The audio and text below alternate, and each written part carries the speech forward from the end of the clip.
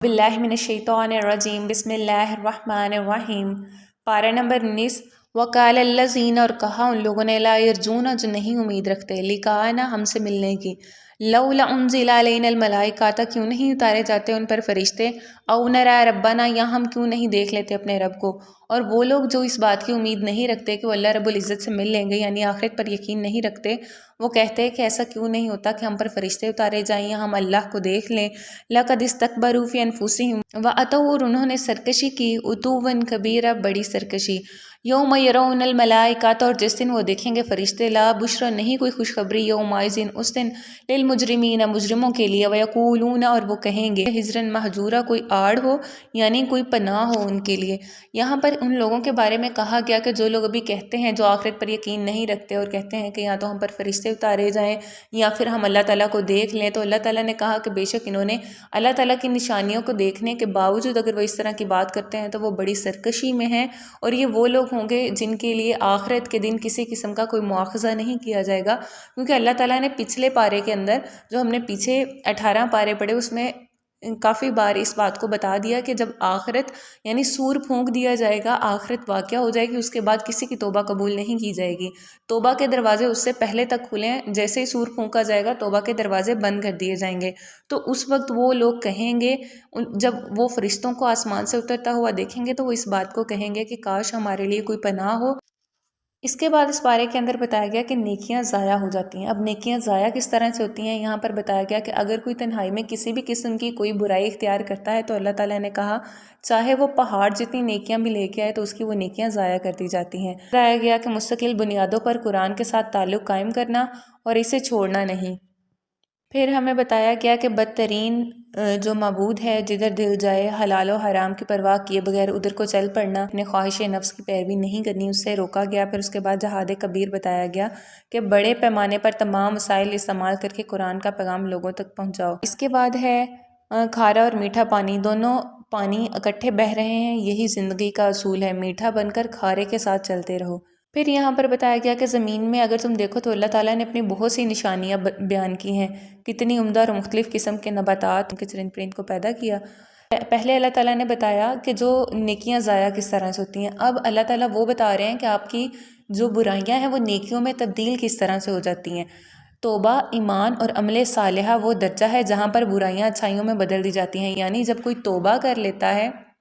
یعنی پہلے اس نے کوئی بھی برائی کی تو اس کے بعد اگر بندے کو اس بات کا احساس ہو جاتا ہے اور وہ اپنی غلطی کا اعتراف کرتے ہوئے اللہ رب العزت سے توبہ اور استغفار کرتا ہے، اس پر نادم و شرمندہ ہوتا ہے اور اس کام سے ہمیشہ کے لیے منہ موڑ لیتا ہے، تو اللہ تعالیٰ اس کی برائیوں کو بھی نیکیوں میں بدل کر اس کو اچھائی کا صلہ دیتے ہیں، اس کی توبہ کو قبول کر لیتے ہیں۔ پھر اس کے بعد اس پارہ کے اندر جو آیت سب سے زیادہ مرتبہ دہرائی گئی وہ تھی فاتقوا اللہ واطیعون، اور ڈرتے رہو اللہ سے اور میری پیروی کرو۔ یہ وہ آیت ہے جو اللہ تعالیٰ نے تمام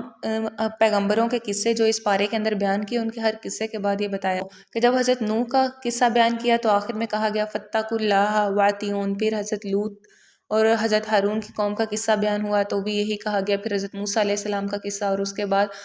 آخر میں حضرت محمد صلی اللہ علیہ وسلم کے بارے میں بتایا گیا کہ انہوں نے بھی اپنی امت کو یہی پیغام دیا فاتقوا اللہ، اور ڈرتے رہو اللہ سے، واطیعون، اور میری پیروی کرو۔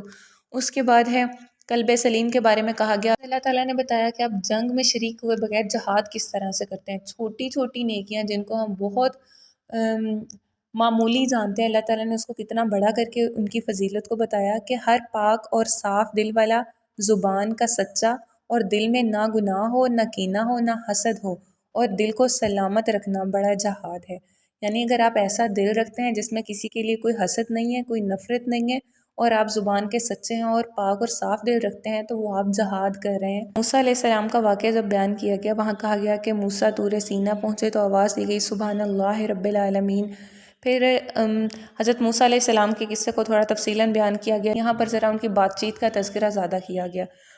اس کے بعد آیا فساد اور اصلاح کے بارے میں، جب ہمیں بتایا گیا کہ فساد کرنے والے حد سے بڑھنے والے ہیں۔ یہاں پر ایک قوم کا ذکر کیا گیا، قصہ سنایا گیا کہ وہ آپس میں جھگڑا کرتے تھے، تو وہاں پر ان کو جھگڑا اور فساد کرنے سے منع کیا گیا۔ جو نصیحت کی گئی وہ کچھ اس طرح سے تھی کہ فساد کرنے والے حد سے بڑھنے والے ہیں، نماز، روزے، زکوٰۃ سے افضل عمل لوگوں میں صلح کروانا ہے۔ اس کے بعد ہے حضرت داؤد علیہ السلام کو سلیمان کا علم کی نعمت پا کر الحمدللہ الذی فضلنا علی کثیر من عبادہ المؤمنین، اس کے بعد بتایا گیا کہ حضرت سلیمان علیہ السلام حضرت داؤد علیہ السلام کے فرزند تھے، اور حضرت سلیمان علیہ السلام کو اللہ تعالیٰ نے کچھ ایسے معجزات دیے تھے، یعنی ہواؤں کو ان کا مسخر کیا تھا، انہیں جنات کو ان کے حکم کے تابع کیا تھا، اور پھر اس کے بعد پرندوں کی زبان، پرندوں کی بولی سمجھ سکتے تھے، اس کے بعد چونٹیوں کی زبان ان کو سمجھ آتی تھی۔ پھر اس کے بعد اس کا ایک پورا قصہ بیان کیا گیا جو کہ کچھ اس طرح سے سورہ نمل کے اندر حضرت سلیمان علیہ السلام کا قصہ بیان کیا گیا۔ سورہ نمل کی پہلی آیت کچھ اس طرح سے تھی، تلک آیات القرآن و کتاب مبین۔ اللہ بار بار قرآن مجید میں یہ کہہ رہے ہیں کہ میں نے قرآن پاک کی آیتوں کو واضح اور روشن رکھا ہے، یعنی اتنا آسان رکھا ہے کہ ہر کوئی اس کو سمجھ سکتا ہے۔ وَهُدًى وَبُشْرًى لِلْمُؤْمِنِينَ۔ اور جب اللہ نے کہا اس میں مومنوں کے لیے ہدایت ہے، تو اگلی ہی آیت میں کہا الذین یقیمون الصلاۃ، اور وہ لوگ جو نماز قائم کرتے ہیں، ویؤتون الزکوٰۃ، اور زکوٰۃ ادا کرتے ہیں، وَهُم بِالْآخِرَةِ هُم یوقنون، اور وہ آخرت پر یقین رکھتے ہیں۔ مومنوں کی صفات بتائیں کہ مومن کون لوگ ہیں؟ جو نماز قائم کرتے ہیں، زکوٰۃ ادا کرتے ہیں، اور آخرت پر یقین رکھتے ہیں۔ اچھا، اس کے بعد یہاں پر کچھ موسیٰ کا قصہ بیان کیا گیا۔ پھر تھوڑا نیچے چلیں تو اس کے بعد اللہ تعالیٰ نے سورہ نمبر کی آیت نمبر 16 سے اللہ تعالیٰ نے حضرت سلیمان علیہ السلام کے قصے کو بیان کرنا شروع کیا، اور وہ کچھ اس طرح سے ہے، وارثہ، اور وارث بنایا سلیمان کو داؤد کا، وقال یا ایھا الناس علمنا منطق الطیر،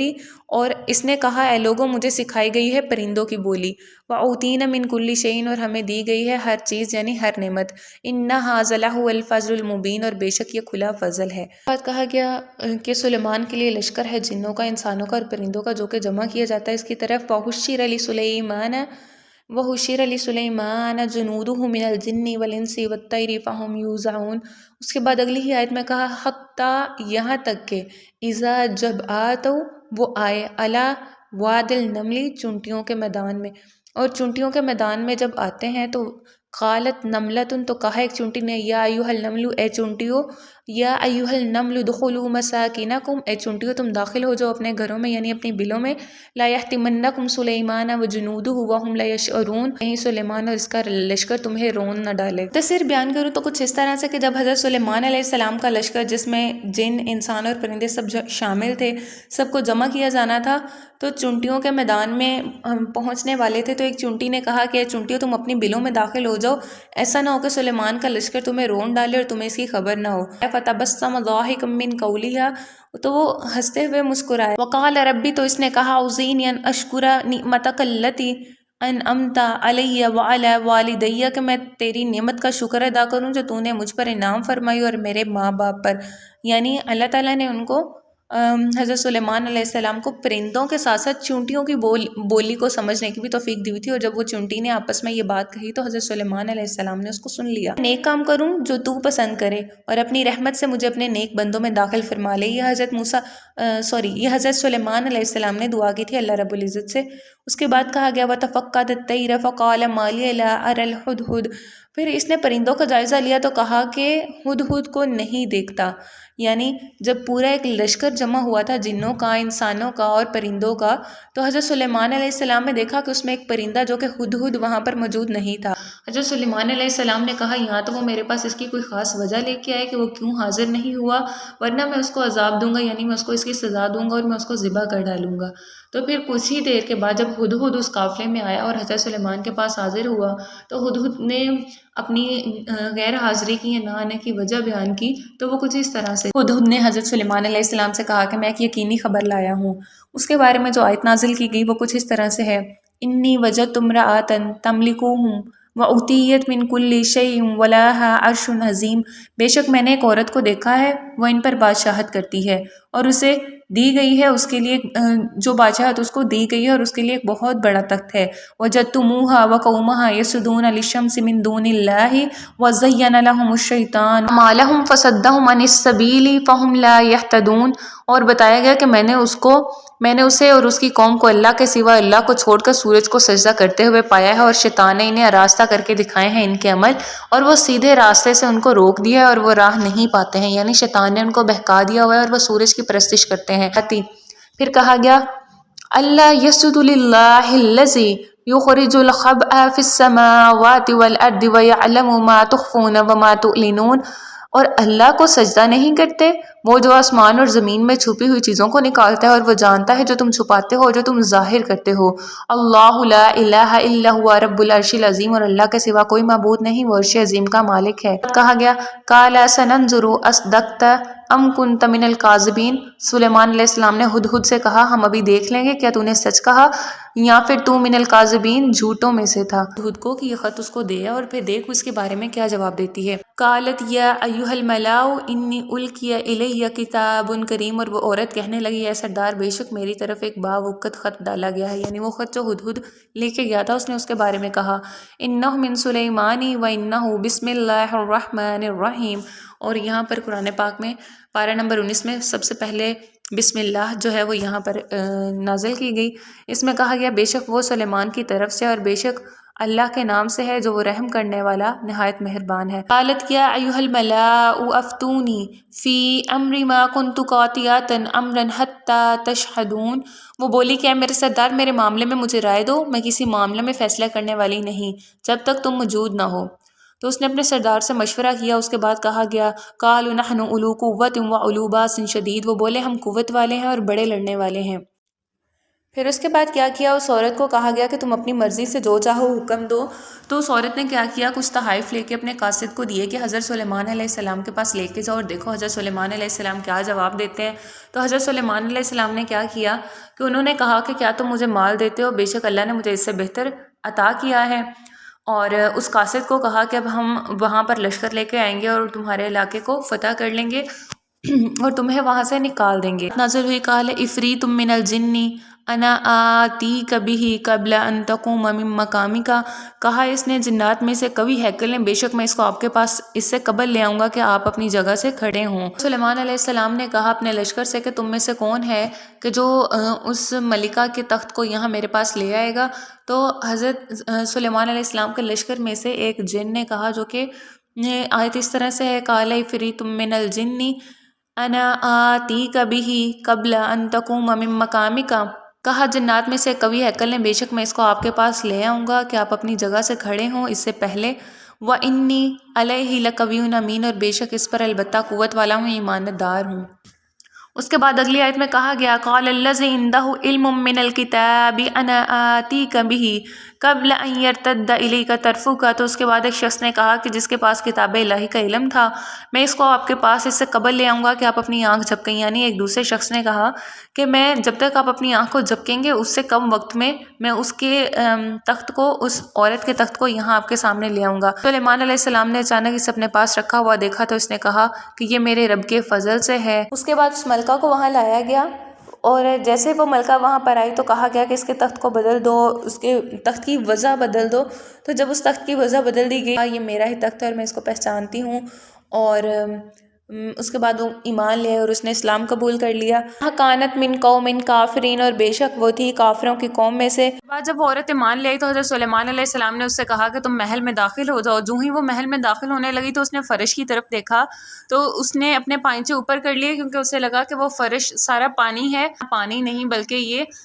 ہر طرف شیشہ جڑا ہوا ہے جو کہ چمکتا ہوا شیشہ ہے۔ اس کے بعد اس پارے کی آخری آیت میں کہا گیا قل الحمدللہ، فرما دیں کہ تمام تعریفیں اللہ کے لیے ہیں۔